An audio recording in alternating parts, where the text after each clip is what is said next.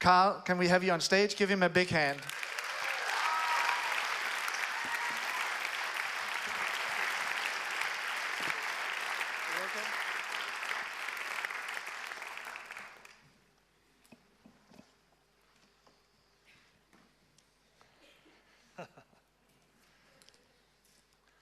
Hi. Actually, that's bye in Denmark, which doesn't make any sense to me. We're leaving someplace and they say hi. I go, no, bye. So confused. Yeah, it's nice to be back. I really enjoyed the summer camp last year. I mean, I'm assuming you all go, if we had a thing like that in the States, I'd go every summer. That's just a blast. I mean, you're all going. Is there anybody here not going? Can we make fun of you? Everybody stand up that's not going. And then everybody gather around, then go boo, like that. Huh? That's good, huh? He didn't even tell me to do that. But I'm serious, the summer camp is awesome. I love that time, and so fun to be back. Fleming and I were talking about that. I said, I've always wanted to visit Copenhagen and Denmark. And he said, well, actually. So, and here we are. And it's fun to be with my one of my closest friends, Jay. We both live in Denver, Colorado. And actually one of my 3 favorite kids, Anna, and my favorite one that's here with me now. And she's moving back home to Beirut, Lebanon on Monday. So it's a fun time. We just toured around Copenhagen yesterday and saw a bunch of stuff, and I tried to ride a bicycle. It's scary here. Oh my, I almost got killed by a grandmother. Like grandmas with food in the front and extra children in the back were passing me on the road as I'm pedaling as fast as my fat little legs will go. No wonder you're all so skinny. So, one of the things that's important for all of us is we have to be anthropologists, right? We have to know people, we have to know our culture. And I said to Jay, as wonderful as worship is, and by the way, the worship team is fantastic and worship was wonderful. But I leaned over and said, doesn't it seem funny that we're in a different country and we're worshiping in English? I mean, this isn't part of America, right? That's not funny. But that is kind of weird, isn't it? I know it's what you do because you have all these different countries coming together, so it's cool that there is a language that you can, but it's just never quite the same. You go one level deeper always in your native language. Your guys' English is amazing. Honestly, it's amazing.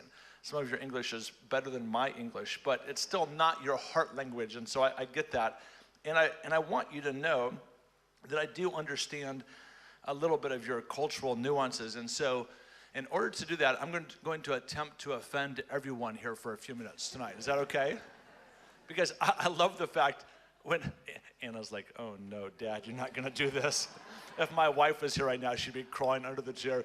But I appreciate that Fleming had the garbage can thing, the I did dream or whatever, but I didn't have that one. I didn't have that dream, so I think we want to stir up a little competitiveness between the countries. And a good way to do that is to make fun of yourselves. I hope, does anybody here take themselves too seriously? You can raise your hands with the ones who aren't going to summer camp. And then you can leave. So I agree. You don't want real competitiveness between churches or between countries. You don't want real, but sometimes to make a little fun. So what I'm going to do here is I'm going to be a few people here, some friends of mine. So here we go. I'm not an actor, and she can't believe I'm doing this because the one game in our house that I will never play is charades. I hate to pretend stuff. So anyway. Hi, I'm Fleming. Mule kicker. I'm the pastor of the Vineyard church in Denmark. It has 562 people, but that's not important.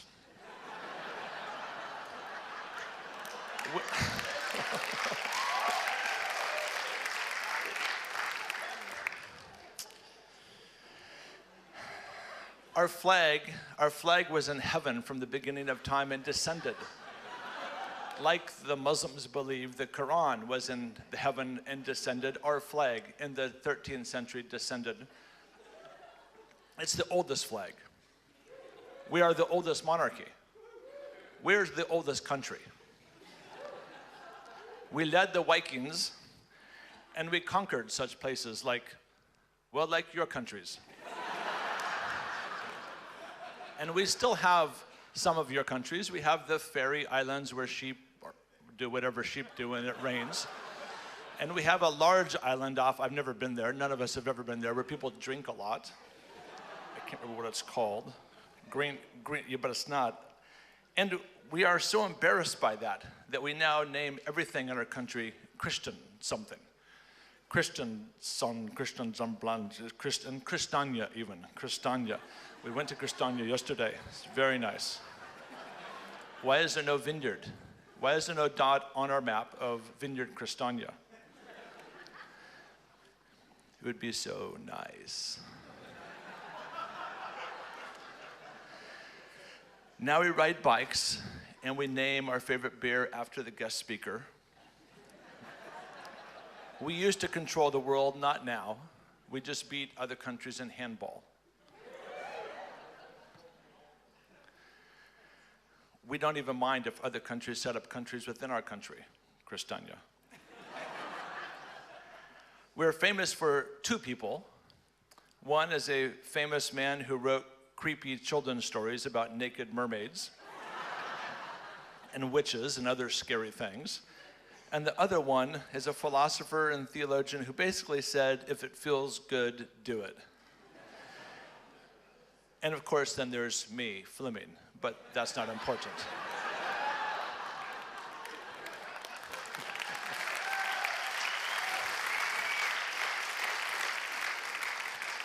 I am Thor Bear.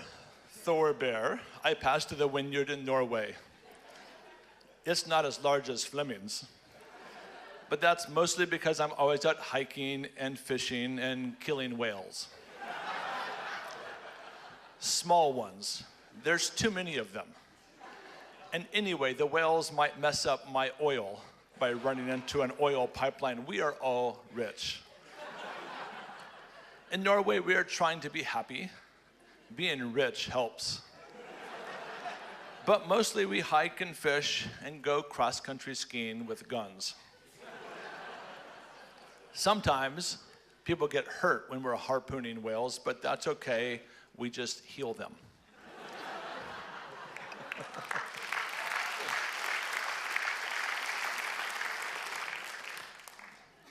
Hi, I'm Steve. S-I-W, but pronounced S-E-E-V-E. My husband, Teed, spelled T-E-D, Teed, Weens. And I lead the Vineyard. We don't lead the Vineyard. We used to lead the Vineyard. It's a long story. We are famous for many things in Sweden. Well, not really, just ABBA. And meatballs. I usually eat 66 meatballs. Somebody told me that 66 meatballs in Swedish is shittishu shitbola. But I can't believe that's true because that's a bad word. 4 times. We want to plant more churches in Sweden, but we want to be sure everybody agrees first.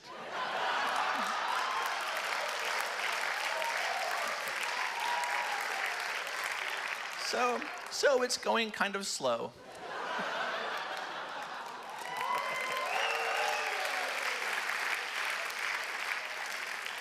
Hi, Ari from Finland. I pastor Vineyard. We can say the letter V. I single because there are no women in Finland. We have reindeer and hockey players and vodka. Just no women. When hockey players, reindeer, and vodka come together, bad. I smart. I theologian. I just know no to use the verb to be. And I know you know where Finland is. Don't pretend that you don't. You should be nice. We are the only thing that stands between you and Russia taking your meatballs and your oil and your oldest country.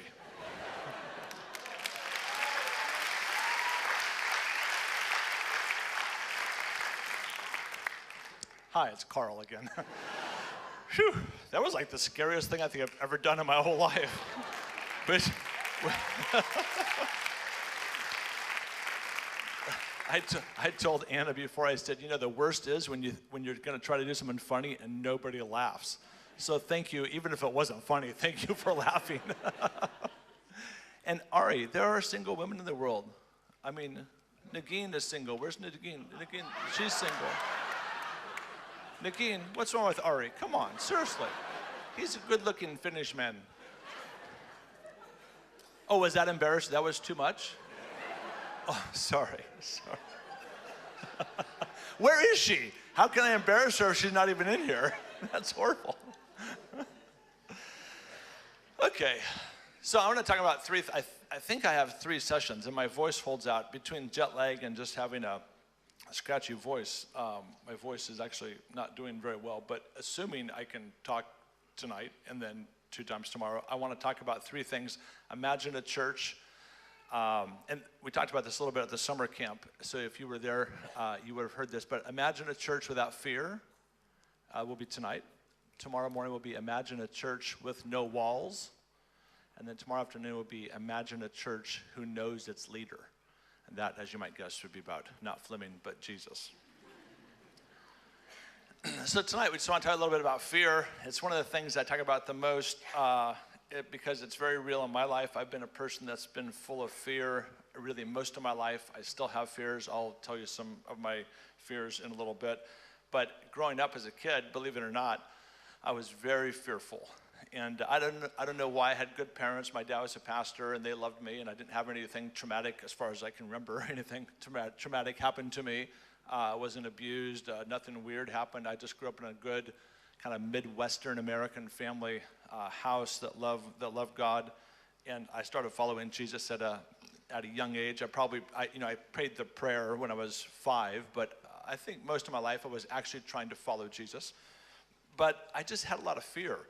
And I think sometimes I've noticed that the fears that church people have are greater than fears that everybody else has. I mean, we've been walking around Copenhagen. Everybody looks relatively happy, relatively kind of successful in like at least a middle class sort of way.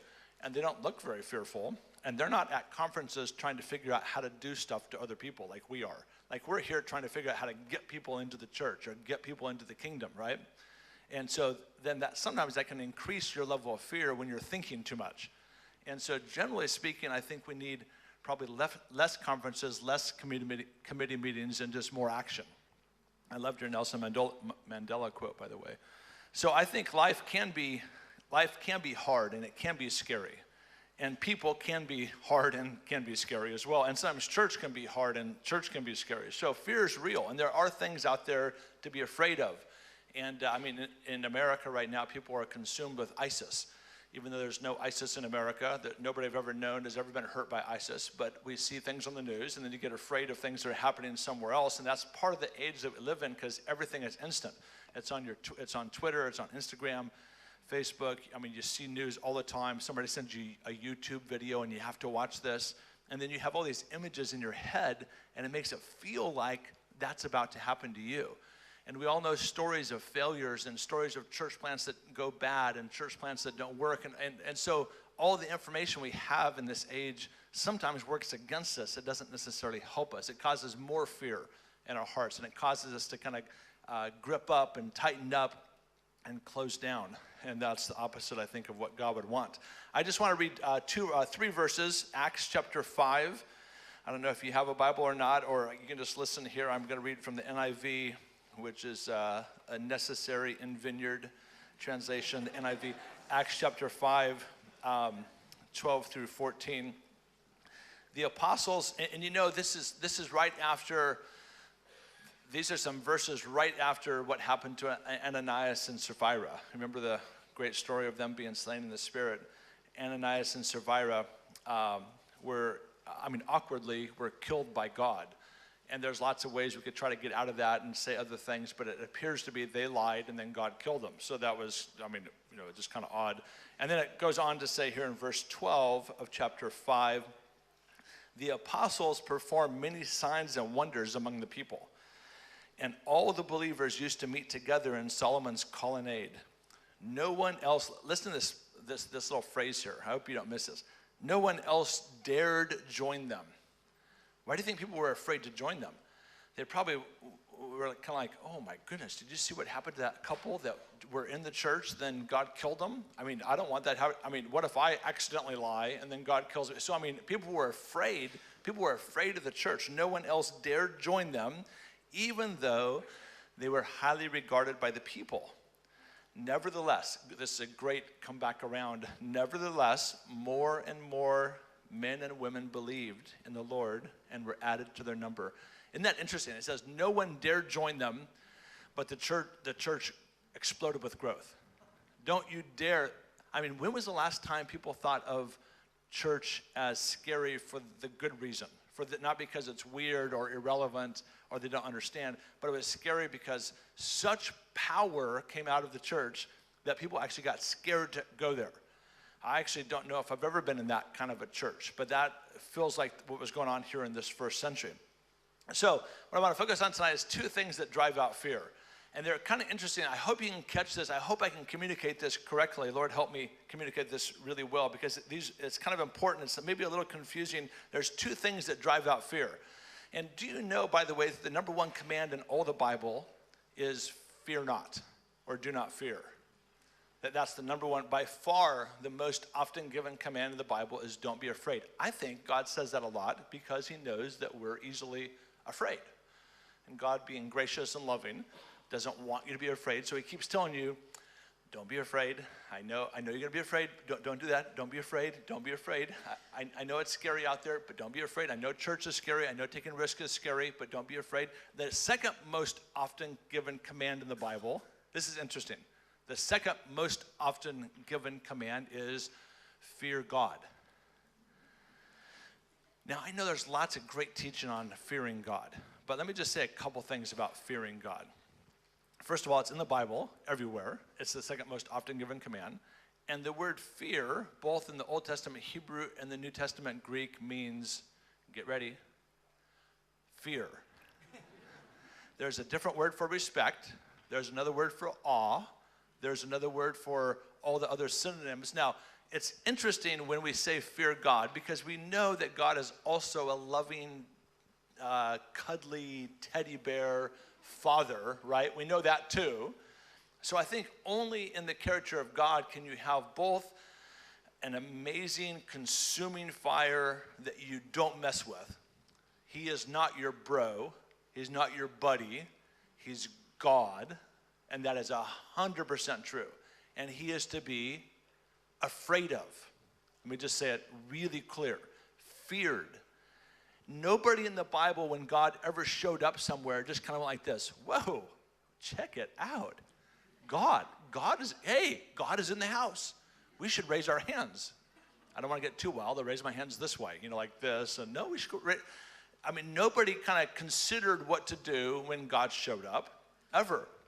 First of all, no one can even see God or what will happen to them. That's a real question. Yeah, what happens to people if they see God? You die. You actually die. If you actually see God, you'll die. So when the worship team and all of us invite the Holy Spirit, what we're really saying is don't come too much because we don't really want to die, but just come a little bit. And just by a little bit of God, like, I don't know, the edge of his robe passing through behind the back curtain, we're overwhelmed. If God himself actually showed up, God, that's how he sounds when he comes. If God showed up, we'd all be dead. You don't think God's to be feared? I think in the Western church and maybe in the Vineyard, in our style of church, we sometimes forget that, and it sounds awkward to just say it. You should be afraid of God. He is not your bro. He's not your buddy. He's the one that created everything by a word. And he holds everything all together by his breath. If God stopped breathing, if Jesus stopped breathing, the world would explode or implode or something with the word plode in it. It wouldn't be good. If God just decided to take a day off of breathing, we'd all be dead. Imagine he holds the universes together by his breath. I mean, the awesomeness of God is not just to be amazed at, it's to be feared. And at the same time, because this makes about half of you really uncomfortable because you want to say very quickly, you want me to say very quickly, yes, but God is so loving. Yes, and also God is so loving. There. You feel better now, don't you? I don't know if that guy really believes it, but of course God. And so people can't usually have too many attributes. So like we all know some people who are just scary.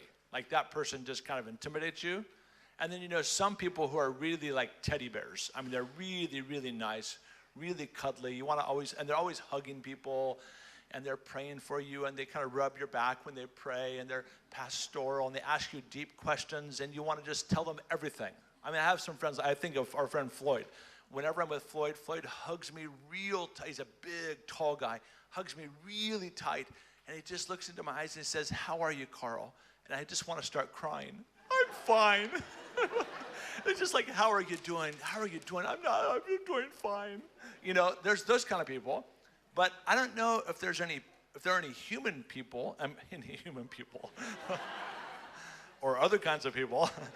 I don't know if there are any humans that can possess the fear thing, that they're to be feared, and the love thing the way God does.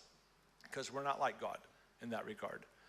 But God can both be your Abba, Daddy, not the singing group from Sweden, but the actual Abba, a dad who wants to bounce you on his knee and play with you and enjoy your company and like you. He can be that, and he can be feared. See, I think the fear of God is the first thing that drives out all other fear. If you fear God, in other words, if God tells you to do something, what should be your first response? I mean, you think God's called you to go whatever, you should just say one word that starts with a Y and ends in an S. Has 3 letters. You should say, yes, sir. Yes, yes.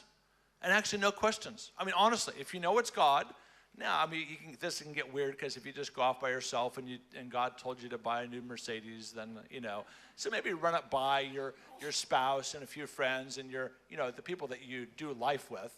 But if you know that God's calling you to step out, you just say yes. You don't think about it. And why do you do that? Because fear of God. Because you know that saying no would be really stupid.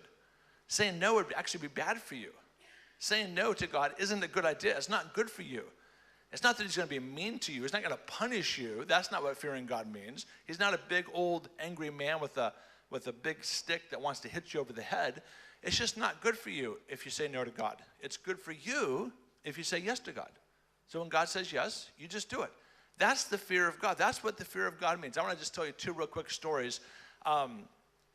These are from Lebanon. These aren't things about Muslims. They're just, our life was in Lebanon for so many years, and we go back and forth all the time. And she's moving back to Beirut, and then my wife and I are moving to Dubai, back to the Middle East. It's kind of the Middle East, but it's cheating a little bit because Dubai is not quite the Middle East. But generally, in the geography of the Middle East, we're moving there this October for about half the year we'll be in Dubai, and then half the year back with Jay in Denver. We won't leave you, Jay, completely, just half the year. And so we're back. We were in Lebanon when we lived there, and we heard that there was this horrible storm that wiped out some poor families' homes right on the beach, and 6 people actually died. And so we collected some stuff the next morning and put a bunch of food in the back of our van, and we drove down there to deliver some food. And again, this is the kind of thing where I don't think there was a big sense of God calling us to do this, or there was no vision or dream. It's just some people in need. There had been a storm, some kids had died, and we had some money. We had about $2,000 in cash. We had all of our money always in Lebanon in cash, and so it was in our drawer. So I opened the drawer up and took a wad out, and Chris and I agreed that we would do this. And we went and bought blankets and then groceries, food. And we drove, and we thought it'd be fun to take our whole family. So we put Anna and her sister Marie, younger brother Jonathan in the van, and Chris and I, and some other friends in their cars. And we drove down, right to the beach, right to the edge of the water, where this shanty town, this really poor town had been built and was washed away. It was completely gone. And people were just kind of walking around, and people were crying, and they had no food. It was rainy. It was cold. So I pulled up, and immediately, because they saw maybe my van or they saw some action, there was a big crowd, and the crowd pressed in around the van.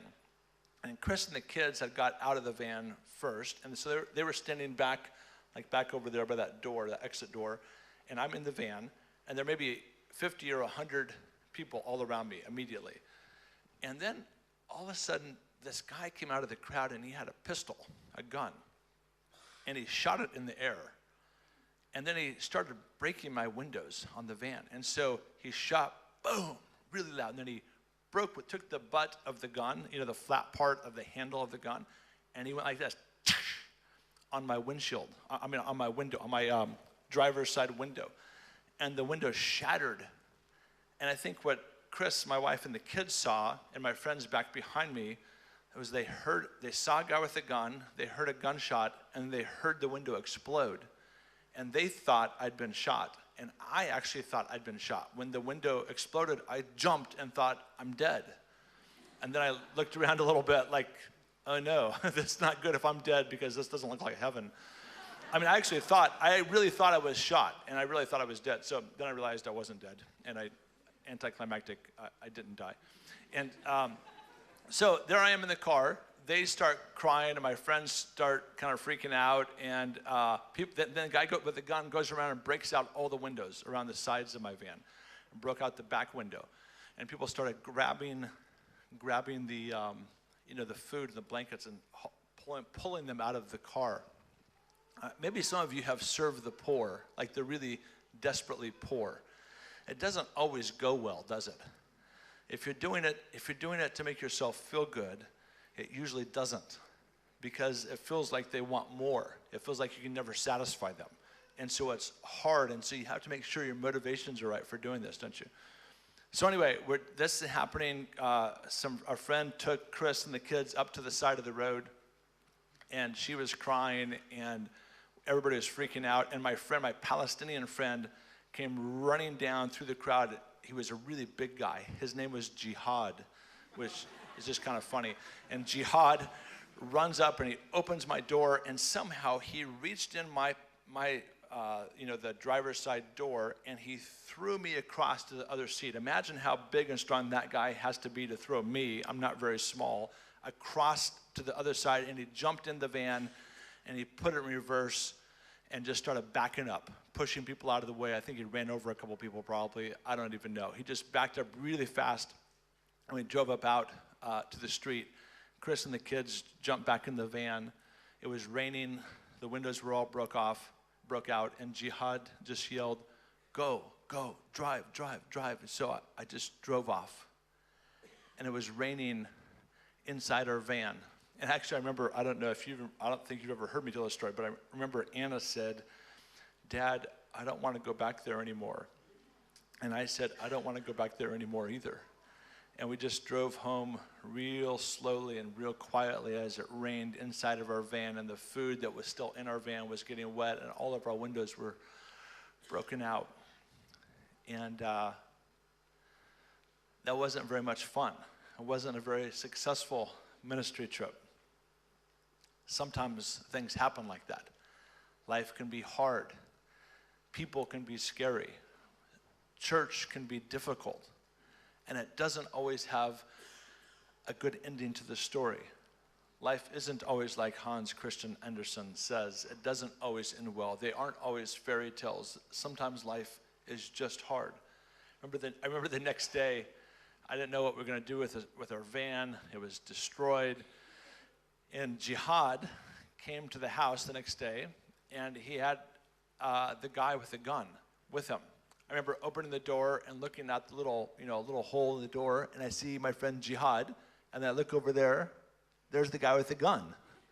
And they're like, can we come in? I'm thinking, why would I let you in? So I did. And so they came in, and the guy with the gun said, I'm so sorry, and he apologized to me.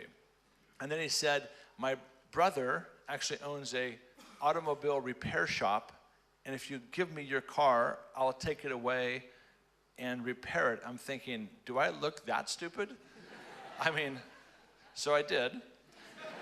And he took it away, and his brother fixed all the windows. And when he brought our car back about 3 days later, everything was brand new.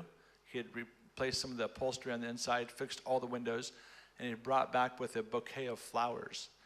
And he said, please, please, oh, please, he actually used the word forgive me, which is very unusual for an Arab to say, forgive me. He said, please forgive me.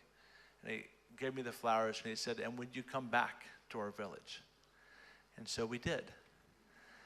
And I think sometimes God is testing our resolve. He's testing how much we rely on him. Not how tough you are, not how good you are, not how strong you are. I didn't feel very strong in those moments. I don't feel very strong tonight, actually. My voice feels like it could just disappear any moment. I don't feel very strong tonight. I didn't feel very tough then. So it's not about you being tough. It's not about you being strong. It's, do you rely on the goodness of God? Fully, completely rely on the power of Jesus, on the grace of God. And when you do, that drives out fear. One other story. I used to speak in mosque in Lebanon, and a mosque had asked me to come and speak that Friday, a big mosque. In fact, it was probably about the size of this, downstairs, so it holds 400 or 500 people. And I said yes for the next Friday. It was a Tuesday, and we were in our house, and these two, I heard a knock on the door, and then I saw two men run past. They knocked on the door, knock, knock, knock, knock, and they ran past the window. And they actually had all black on, and they had black hoods over their head. I don't know what I was thinking, but I thought, oh, look at that, how nice. Some guys visiting us with black hoods. So I opened the door, and they left a box for me. And I picked it up thinking, how nice, they left a box for me. What a nice present from the guys with the black hoods. So I picked up the box and kind of shook it, and I opened it up. And again, anticlimactic, because it wasn't a bomb, because I didn't blow up, because here I am. But there was like a note. I don't know why they put a note in a box. They could have put a note in the envelope, but there was just a little piece of paper like this with handwriting. And it said, Dear Mr. Carl, which is kind of funny. They said dear, as if they were my friends. Dear Mr. Carl, if you go to the mosque this Friday in Rosh Hashanah, that's the name of the city, by Tyre, Lebanon, in the south of Lebanon by Israel. If you go to the mosque in Rosh Hashanah this Friday, we will kill you and your wife and your 3 children. They actually knew who we were. That was the whole note. I was thinking, what happened to the word dear? Like, dear Mr. Carl.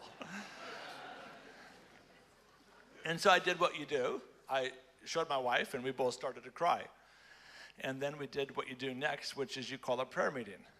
And prayer meetings in those kinds of situations aren't like normal. Like, my guess is you had a prayer meeting before this, at least the worship team. The worship team before an event like this always prays together. I don't know why other people don't, but the worship team is supposed to. It's in their contract. And so the worship team had a prayer meeting, I'm sure, before this. And it was probably a nice prayer meeting. God bless our time, the Nordic conference and the Vineyard and Imagine Church, and help us, bring your presence. And it was probably good. Probably 2 or 3 people prayed, and then the leader closed in prayer. If I got that right, my guess is I got that right. That's just a guess. And in America, sometimes you kind of pray with some King James English, O Lord, our God. And you kind of pray with a deep voice. But in times like this, when your life has been threatened, all that goes out the window. And your prayers have a lot more desperation behind it. And you say things like, God, I don't want to die. And help, you say help a lot. And they're not very flowery, they're not poetic prayers, they're not very, very eloquent prayers. They're kind of raw and straight, and they're usually kind of short because you end up crying about halfway through the sentence and you can't pray anymore. It was that kind of a prayer meeting. And our friends, Grant and Laura, and some other missionaries came down. There were about 8 of us at our house, and we prayed for 2 or 3 hours. And then at the end, they said to Chris and I, they said, well,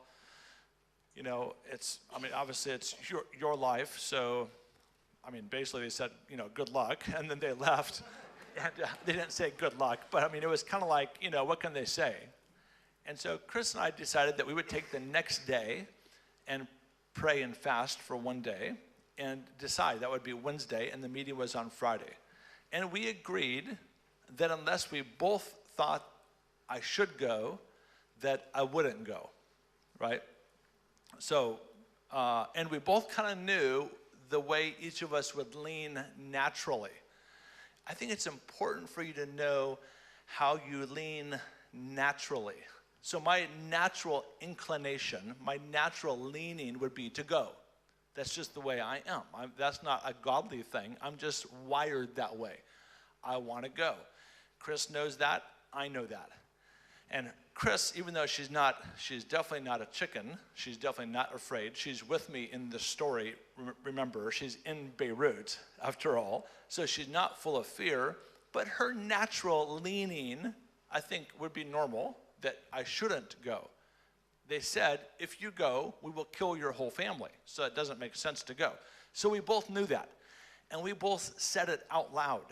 I think that's important. For those of you that are married, sorry, Ari. For those of you that are married, but there's still, I'm telling you, there's hope tonight for you, brother. There's hope tonight. For those of you that are married, or that have good friends, you should say these things to each other out loud. I mean, it's okay to say, you know, honey, you know that I'm going to want to go, right? And we said this. I said this to her. I said, I think actually she said it to me. She goes, I know you're going to want to go. And I go, well, yeah, I do want to go. And I said, and I'm guessing you don't want me to go. And she said, well, obviously.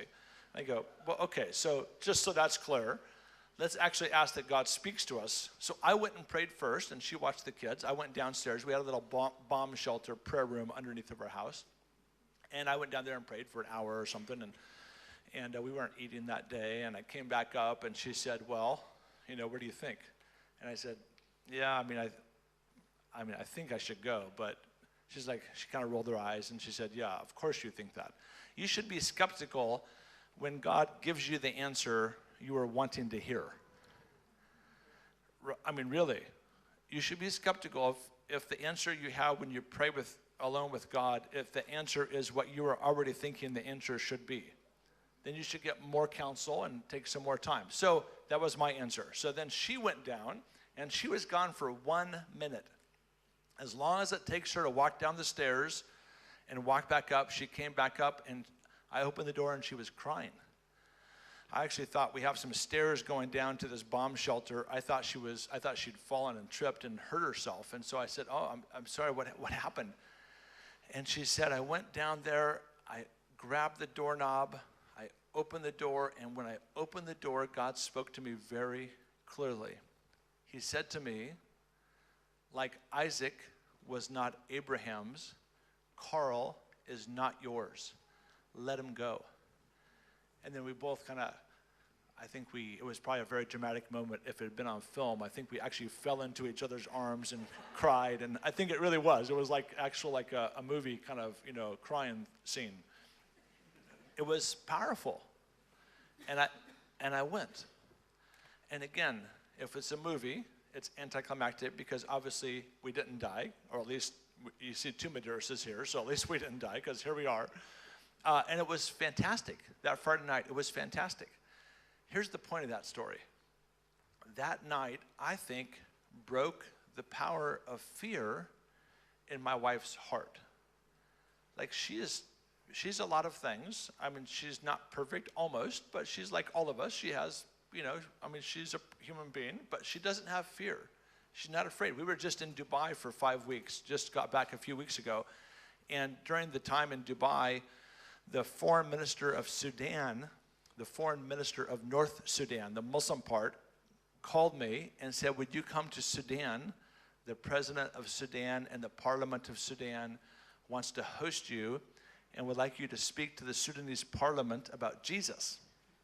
So I said, that sounds good to me. And so I said that to Chris. And we didn't have very much time in Dubai, and we had a very specific mission. We were trying to find a house, and we were setting up a company and setting things up for when we moved there. So we really didn't have the time. And I actually said to the guy on the phone, I said, I don't think it works. because it was our last 3 days in Dubai. I don't think it works, but I'll get back to you. And so I said this to Chris, and I said, but I don't think it works. I mean, it just doesn't, I mean, it sounds wonderful, but it doesn't make sense. And she went like this. She went, Carl, this is what we live for. How could you say no to that? Of course you have to go. You have to go. And she insisted. I actually resisted and said, I don't know, that doesn't make sense. I think we need to stay focused. And she pushed, and I flew off to Sudan. I was sitting next on my flight from Dubai to Khartoum, Sudan. I was sitting next to a big Sudanese lady who turned out to be the Minister of Education of Sudan. And she said, what are you going to do in Sudan? I said, actually, I don't really know. The foreign minister called me and said the president wants me to talk to the parliament about Jesus. And she looked at me. She's a Muslim lady. She looked at me and she goes, what? I said, yeah. She goes, well, who are you staying with? I said, I have no idea. Who's picking you up? I don't know. That sounds kind of strange, she said. I said, that's what happens when you follow Jesus. You end up, anyway, we had a wonderful time. And then when we got there, we got off the plane together, and there was a limousine sitting on the tarmac with the foreign minister of Sudan waiting for me. And we walked down the little ramp off the airplane, and she looked at me and she said, whoa. I said, I didn't arrange that. I have no idea. I don't even know who that is. Anyway, it was the foreign minister. So my wife has had the power. Doesn't mean that she's not afraid. So if she's standing here with me right now, she would say, Carl, you have to tell them that I'm still afraid. Okay, so I would then say to her, Chris, I mean, come on, you're still afraid, but not really. And then she'd say, no, I have fears. I'd say, no, we'd have an argument about that probably. And she would want me to say to you, she does still have fear, but they don't stop her. She does still have fear. I mean, I don't have very much fear. That part of my brain just got removed at birth, or I have a deformity or something. I don't know. But it doesn't. So for me, that's not such an issue. Going off to a scary place doesn't feel scary to me. But for her, scary things are scary. But she doesn't let it stop her. And I think that's the fear of the Lord. I think that's what fearing God is. That when God says, Carl, you're the kind of guy that goes to Sudan when Sudan calls, you just say, yes.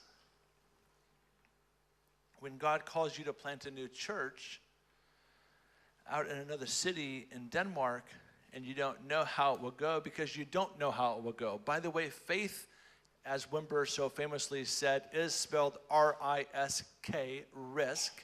And a risk can only be a risk if there's a good possibility it doesn't work. So when you get called to do something, don't be a champion. I mean, it might very well not work. It actually might not work. You will pray for a sick person, and they will not get healed. You will plant a church, and it won't grow. It will still just be you and your wife, and your team will all have left you. Doesn't that feel so encouraging? I'm just saying it's a risk. Following Jesus is a risk. By definition, it's a risk, and I think we do ourselves a disservice. It's unfair when we don't acknowledge that the life of faith that we live is actually risky. You could get hurt. You could die doing something. I don't know if you know this, but you're going to die anyway. But it could be sooner than you were planning to die, which doesn't feel very fun. And actually, being dead isn't so bad. It's the dying, the ing part, that isn't much fun. But things could go wrong. Don't have this fairy tale imagination of how life will be. But when you fear God more than you fear the thing, the fear of God drives out the fear of man. The fear of God drives out the fear of failure. The fear of God drives out the fear of maybe success. Sometimes people are afraid to succeed, and we sabotage ourselves by doing dumb things over and over again because somewhere inside of us, we've been told you were a failure, and you're living out that story that you're a failure, and you sabotage. You on purpose fail so that you will live out the story that you believe is your story. But it's the fear of God that drives those out. And secondly, the other thing that drives out fear, of course, is perfect love, right? 1 John. Perfect love drives out fear. The object of your love must be greater than the object of your fear. If what you love is bigger than what you fear, love wins. I should write a book called that. I think that would sell really well. Love wins. Love does win. It's a clever title, isn't it? Because of course love wins. Love does drive out fear. And you know what? The opposite is also true. Fear will drive out love. Those two things cannot coexist. You either love or you fear. The opposite of fear isn't courage. The opposite of fear isn't bravery. The opposite of fear is love. And I'll prove it by this story. We were actually in the Middle East a couple summers ago. We came back home and our neighbor's house had caught on fire.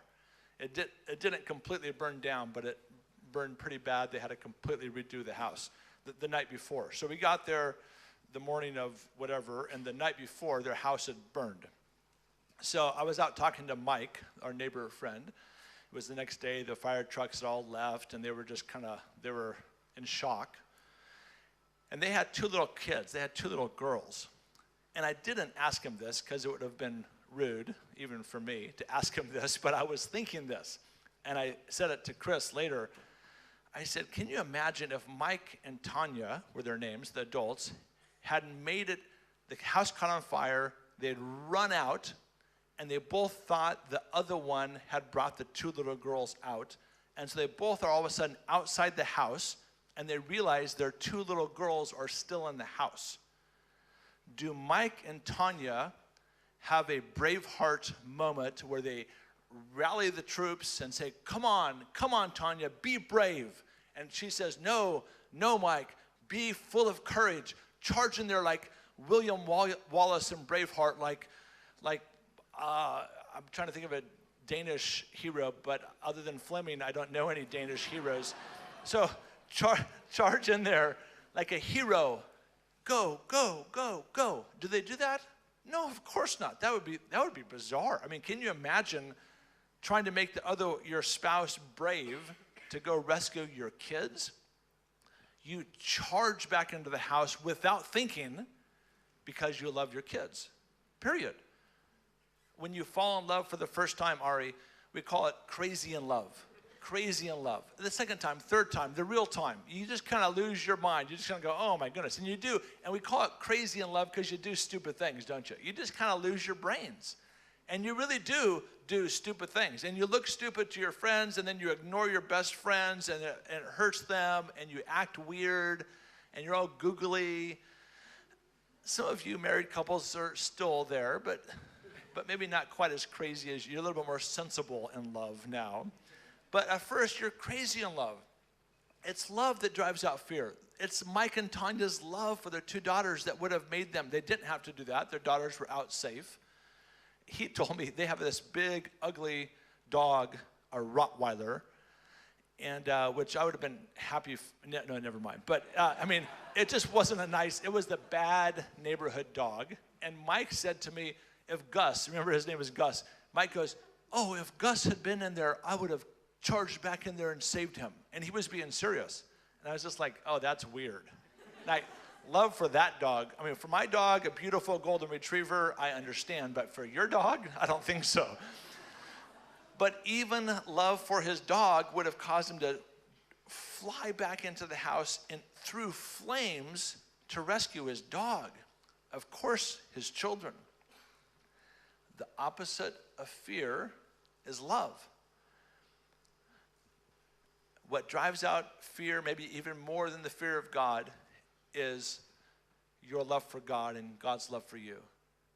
And then when your love for people is greater than your fear of those people, you'll go invite your neighbors over for dinner. When you get over your fear of your neighbors saying no, I mean, think about how embarrassing really that fear is. I could invite my neighbors over for dinner, but I don't know their names. And what if they say no? Oh, no, that's horrible. Well, you'll get over that when you're convinced that God loves your neighbor more than you are afraid of them saying no. I mean, that's actually that's just like real, that's like math. It's like 1 + 1 = 2. When the object of your love is greater than the object of your fear, love wins. And until that happens, fear wins. And actually, most of the time, if we're really honest, fear drives out love.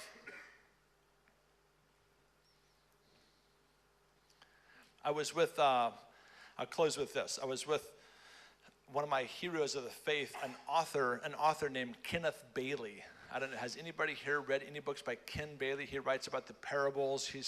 I would say maybe other than N.T. Wright, he's the premier New Testament theologian, or especially Gospels theologian in the world. When N.T. Wright was with us at our conference last year called Simply Jesus that Jay and I do in Denver, I asked N.T. Wright who were one or two or three of his mentors, and he first said Ken Bailey, and then he had to think for a long time before he thought of number two and number three. So Ken Bailey's he's an 84-year-old man who lived 60 years in the Middle East. He reads and writes Aramaic, the language of Jesus. Of course, he's fluent in Greek and Hebrew. He's fluent in Arabic. He lived in Egypt and Jerusalem and Beirut, Lebanon, where we lived. And he just understands the culture of the gospel more than anybody I know. And he's a very wise, very godly man, has run the race 84 years long. And he's been I would say my favorite author for maybe 15 or 20 years. And when we had a family wedding in Pittsburgh, Pennsylvania in January, just this last January, I remembered that Kenneth Bailey lived just north of Pittsburgh, Pennsylvania. So I, did that 7 degrees of separation thing, and I called somebody who knew somebody who had a cousin who knew somebody who knew Ken Bailey. And I just said, please, I just begged without shame. I just want to go talk to him for a half an hour. I finally got his home phone number. He didn't have a cell phone, and he doesn't do email. I mean, how godly can he be? And maybe that's why he is. And so I called his home phone, and his wife, Edith, answered, hello, kind of like that, And I said, hi, this is Carl Medearis. You don't know me, but is there any chance I could talk to your husband, Dr. Bailey? She said, we call him Ken around here. I said, okay, could I speak with Ken? Of course. So she hands the phone to Ken. Hello. I said, this is Carl Medearis. You don't know me. And he didn't, I wanted him to say, oh, Carl Medearis, like the Carl Medearis, but no. He actually didn't know me. So I was like, author, speaker, I've been in the Middle East most of my life like you. Nope, he never heard of me. So anyway, I said, this is kind of weird, but I've lived in the Middle East for a long time and go in and out of the Middle East, and I have loved your books from afar, and you've been a mentor of mine for many years. Is there any chance I'll be in Pittsburgh, like in 2 weeks from now? This is back in January. Would you have any hour if I drove up to your place? He said, I would love to. I said, how about 1 hour from 11 to 12? It was a Monday. The wedding was on a Saturday. We stayed through the Monday. And so Chris and the kids toured around Pittsburgh. I don't know how exciting that is, but not very exciting. And I drove up. Nobody wanted to go with me, so I drove up to about an hour north through Amish country. There was horses pulling little carts and stuff. It was really interesting. And up to their little tiny house out in the woods. And I knocked on the door, and he said, come in. And I sat down by the fireplace. And his wife, Edith, she's like 86, and she had one of these little push things, kind of moving very slow and bringing us tea. And then we just started talking about the Middle East. And we started talking about Jesus. And we started talking about politics and ISIS and Israel and Israel's place in eschatology and Israel today and the Palestinian situation and the role of Lebanon in international politics. And I just felt like I was in heaven. I mean, as somebody that speaks all the things that I talk about every single day, I know those aren't heavenly topics for you, but they are for me. And about Muslims following Jesus and about the role of the church in the Middle East and the Western church in the Middle East and the local Arab church in the Middle East. And it's 2 hours now. It's 1 o'clock. And I actually had to get back because we were flying out at 4 o'clock from Pittsburgh. So I said, I'm so sorry, I have to go. I had brought a list of questions with me. And I think I've gotten 6 of the 10 questions. And every time I would ask him a question, I would ask him questions like, how do you feel the role of ISIS along with the role of Al-Qaeda affects the current conflict in Syria and President Assad's rule, and then its influence from that into Lebanon? Kind of a complex question. And he would go like this. He'd stop and he'd put his head down, and sometimes he would go like this for like sometimes like a minute. I mean, at one time I actually thought he fell asleep. He was like, I think he might have. But he woke up and he gave a beautiful answer. And so every time I would ask him a question, he would be very thoughtful. I remember asking him a question about how the church in the West, the evangelical, conservative evangelical church, especially in America, supports Israel because of shared theology, and is that a good idea, bad idea, whatever. And he was very slow to respond. Just like you would expect a wise, you ask me any question, bam, I just give you an answer. That's called youth or stupidity. But he was very slow to answer, very wise. And then I said, I have one more question for you. He said, okay. And then I said, and then I have to go. I want to stay here all day, but I have to go. I said, here's my last question. I don't even know how to ask it, but what's the secret to everything? I actually said that. I know it's crazy. I go, do you feel like there's like a secret to success, or a secret to effective ministry, or a secret to a wonderful life, or a secret to everything? Is there any like secret formula or anything that I want to walk away and think, wow, Ken Bailey said that to me. And then he said, oh yeah, that's easy. What?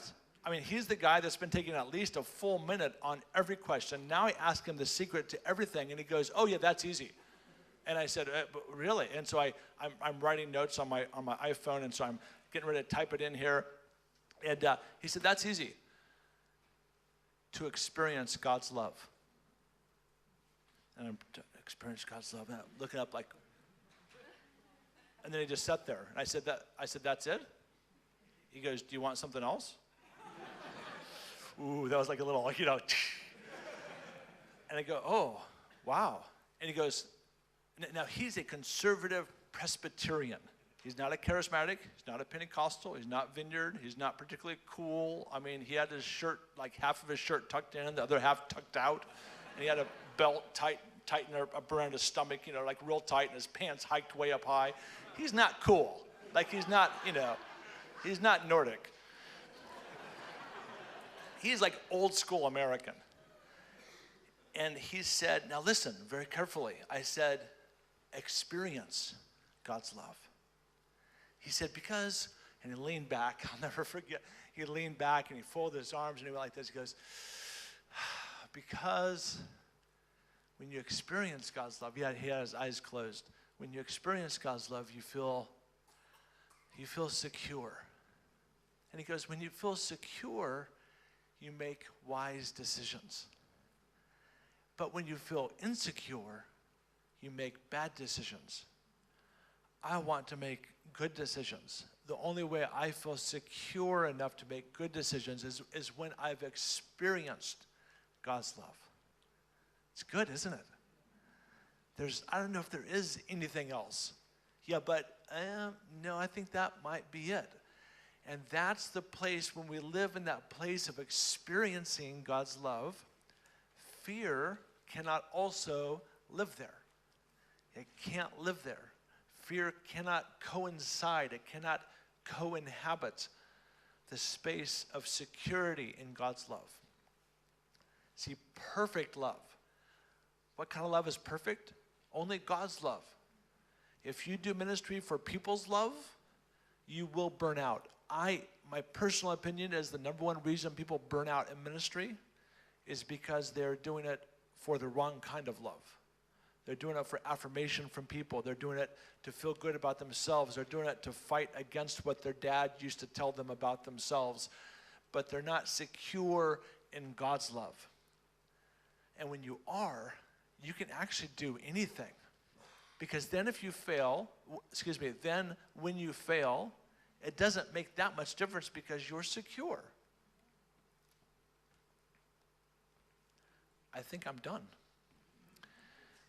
We didn't talk about a plan or anything, but are we supposed to have really powerful Holy Spirit ministry time now? Does it have to be powerful, or can it just be like normal?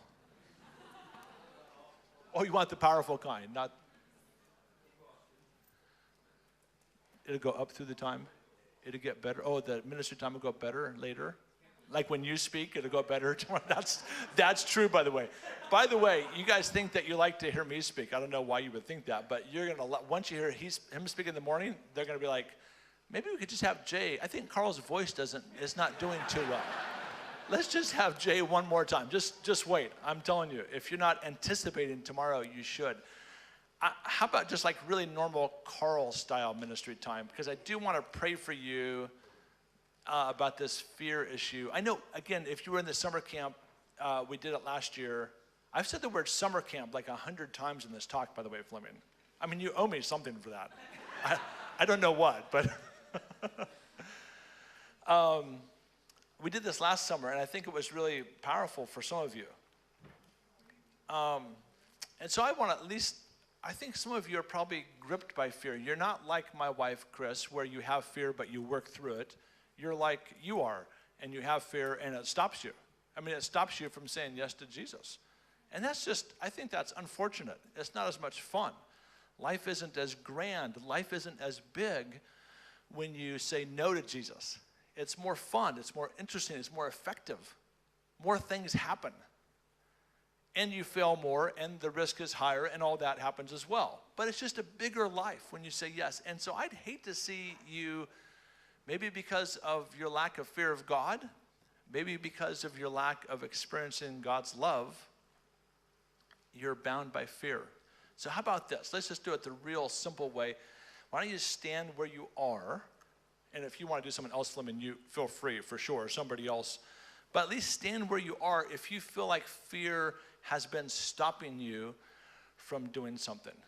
And without a lot of fanfare and all the stuff that we do sometimes, just go ahead and stand up now, and then I'll pray a very powerful prayer over you.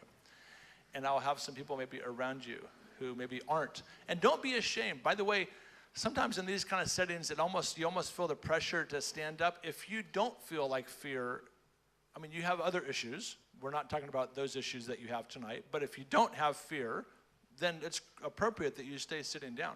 And not everybody has fear. But it looks like quite a few of you do. I'd say 82%. Have you ever considered what life would look like if you had no fear? A fear-free life. Wouldn't that be amazing? That when you just thought maybe God was telling you to do something, you just thought maybe God's telling you to step out, boom, you do it. Wouldn't that be awesome? So we just invite you, Holy Spirit, to come right now in the way that only you can do, and do one of two things.